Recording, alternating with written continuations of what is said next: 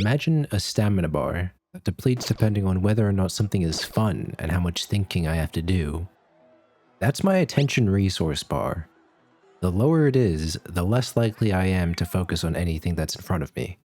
It's like those Nintendo music playlists called No Thoughts Head Empty, or Fewest Thoughts, Head Emptiest, where the character keeps getting closer. Well, they won't. But as a feeling that you have, depending on where this bar is, there's only so much thought that I can have. If I'm playing a game and it's but I have to do a lot of thinking, then that bar is going down. All my brain cells start dying, and eventually they'll get replaced, but not for a while. So after a decent amount of time, my attention span is short. My mind starts to drift, and soon it starts to feel like having a hot rock lodged in my brain. At this point, if someone were to speak to me, they're more likely to hear the noise my head makes from the thought they just gave me rattling around in my brain than my actual response. And if they do, it's just... At this point, I play something that caresses my smooth brain. A cozy game. Which, I actually don't even know what that means. What is a cozy game? Games to play when you're curled up under a comfy blanket or sipping your favorite hot beverage that will give you the warm and... Cozy is a feeling. It's something you feel, not what it is. You play to de-stress, to feel comforted and relaxed. But a game someone might call cozy could be stressful to another person, so this can't be an objective look at what makes a cozy game. It's just me talking about what could be cozy games. Here's what my cozy is. Games that can be played with no thoughts, head empty. When I want to be engaged and entertained, I'll pick something that needs my brain. It's not stressful, but it's not relaxing either. No thoughts games let me recharge because I get my dopamine, my brain gets to rest. There's a certain amount of mental processing that's just too much to be cozy. I tried to rotate Slay the Spire into my cozy lineup. It didn't work. I still have fun playing it, but I'm not going to use it to relax because it's brain hurty after a while. But it could be someone else's cozy game, who knows. Since my cozy criteria is pretty broad, I usually catch a lot of games under my cozy lens. One type is... the farm games, like Animal Crossing, Stardew Valley, and Rune Factory. Farm games are the poster child of the cozy genre. The most widely accepted as cozy. In farm games, there's always something to do, but it's not overwhelming to the point of choice paralysis. You just pick something and go, because everything you do feels like progress. Fishing, farming, dungeon crawling, talking, grinding for gifts so that you can do more talking, mining. I like being productive in various short tasks that feel like they're keeping my attention in one spot. But the main thing I like about these games is that the animals from Animal Crossing can play them, and they don't have fingers. The gameplay is simple because these games are made to soothe the mind, not excite it. There's no rush and there's no bad play, just game. Anything you choose to do immediately benefits your empire in one way or another. There's no real lost state either. If you run out of stamina on farm games, you get jumped. But it's recoupable. In Animal Crossing, Tom Nook has questionable labor practices, but at least he won't break your knees because there is no deadline for his debts. He's cool like that. Most stress you feel is trying to catch rare fish, which are consistently highly ranked as the hardest super bosses in gaming history. Other than that, you just can't lose, unless you like sitting around in the square and sifting through trash. That's called losing respect. Linus does it because he has to. You're just a sick fucking freak. You can enter this peaceful flow state, the kind that happens when you're washing dishes with music on. It might not be very difficult or thought-provoking, but it's nice. The characters are, so my thoughts can just be thoughts. One more thing. Vibes.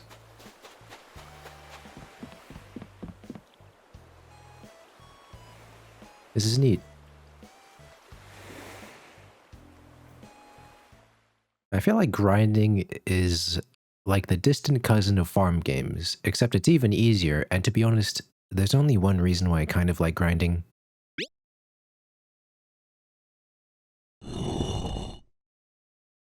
Okay, to further explain, when I was way younger, I used to watch stuff and play games at the same time. And they weren't cozy games. I watched Hunter x Hunter for the first time when I was playing Mineplex Turf Wars. It was like sandpaper, but for the brain. I've lost that superpower.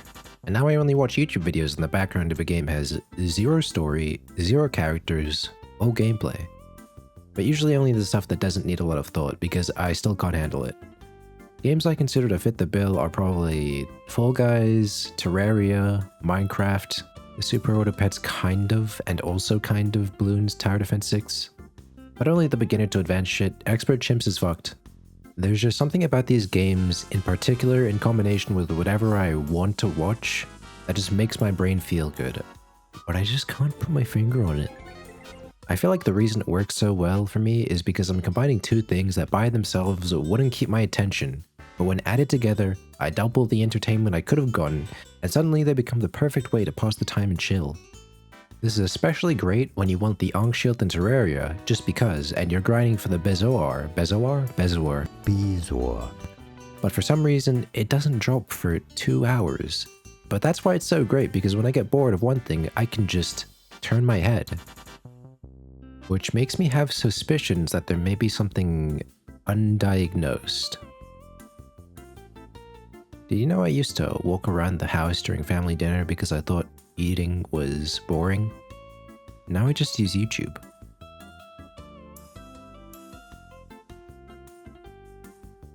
I believe that with enough time, anything can become a cozy game. Because eventually, you'll have experienced it all. You won't have to think. It'll just be a part of this flowchart that you have in your brain that you instinctively retrieve from your mind when something comes up. Back when Vampire Survivors came out, I was addicted, and while it was basically 100% gameplay, I knew zero about how to play the game. I didn't know what the items did, I didn't know what the difference was between Antonio and Crotchy. I didn't know how to unlock anything. But as I played more, oh, chest drops from bosses. The chests give items, they also let you combine items. You can pick up items from the field instead of leveling up. Oh, those can go past the item limit. Extra projectiles are overpowered. I think I know how to play the game now. At the time, I was at stage 2 or 3, and I didn't know how long it would take. So... Welcome to Bottom Gear, mates. I pulled up the first season of the Grand Tour and sat back. Once I learned the game, I didn't have to think as much. I could literally play it with one hand.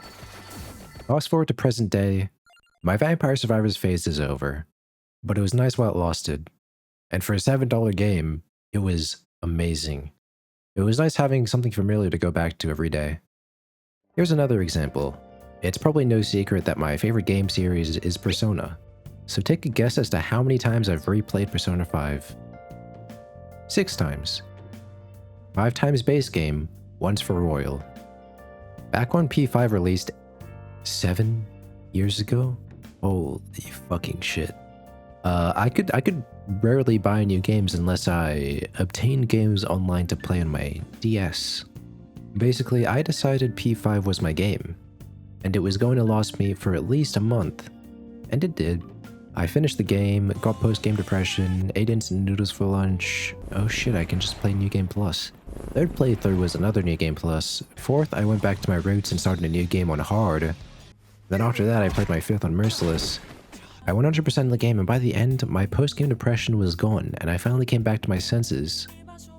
After 1 month of being stuck in my room. They're gonna remaster this. I can play it for the first time again. It's a problem when you remember all the enemy's weaknesses, and all the answers to all the school questions, and the social link questions, without looking at a guide. I think I'd seen everything by about the 3rd playthrough, so I really had no reason to keep going back. But in 2017, that game was definitely cozy. Not because it was actually, like, a cozy game, but because it felt like I was going back home every time I booted it up. It was that kind of familiar comfort that made me play it again when Royal came out. So I'm pretty sure that LeBlanc will be ingrained in my brain for the rest of my life.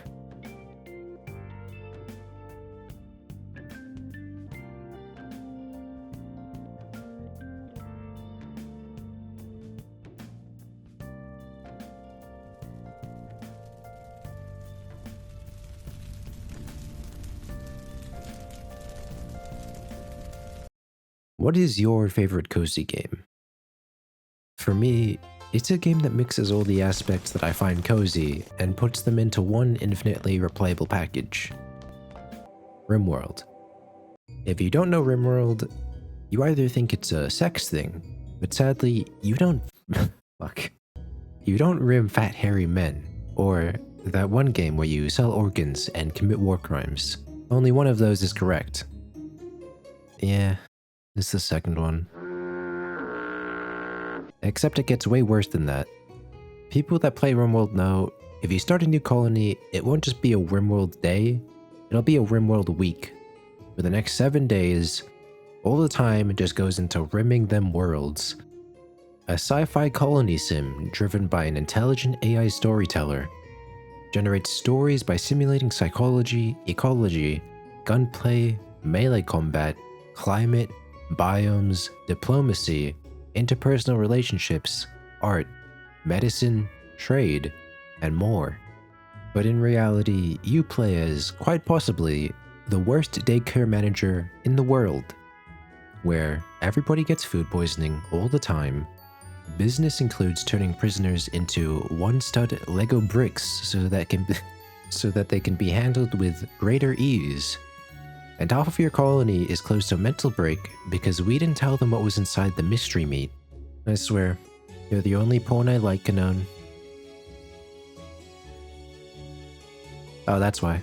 The main goal of the game is to survive long enough until you can build a spaceship to get off the planet. To do that, you need to build shelter, get food, keep sanity up, fend off raiders, and research tech. Getting a hang of the gameplay really isn't that difficult if it's your first time playing a colony sim. The game gives you tooltips to help you get along, and basically the only thing you need to know to get a start is how to get food and build structures, and that's it. Once you get into it, the real coziness of the game starts to show itself as you get invested into progressing your colony, as well as into your pawns that are basically your Animal Crossing villagers, except I can kill them at a moment's notice. Each pawn has a background, age, traits, a mood bar, and positive or negative relationships with other pawns. You are creating your own story and watching it unfold right before your very eyes. One of my favorite pawns that I had was called Vance, who was just a humble cook, but also one of our greatest warriors our colony had ever known. Yeah, I had to put him down after he got paralyzed from the neck down after getting shot in the spine. It was a good time. Once you get into it, RimWorld has surprisingly simple gameplay. You have to think sometimes, but most of the time, you can make a wall and a kill box, and the game basically plays for you. It is also 100% gameplay, but the best part is that the gameplay itself tells a story. And that's why it's sometimes advertised as a story generator. If you feel like it, you can just add mods as well. The game has a very active modding community. Some include quality of life stuff, new creatures, reworks, overhauls, fucking magic. I've played RimWorld a bit, maybe too much. I play it a lot less now because it's a literal time sink, but this recommendation might not even be what you're looking for in a cozy game. Maybe you don't even like calling games you play cozy. There was someone that said Silent Hill was their favorite, and that's, yeah, it's cool. This goes to show that depending on your preferences, cozy can vary. So play them games. Anything can be cozy. Because cozy isn't a thing. It's a feeling.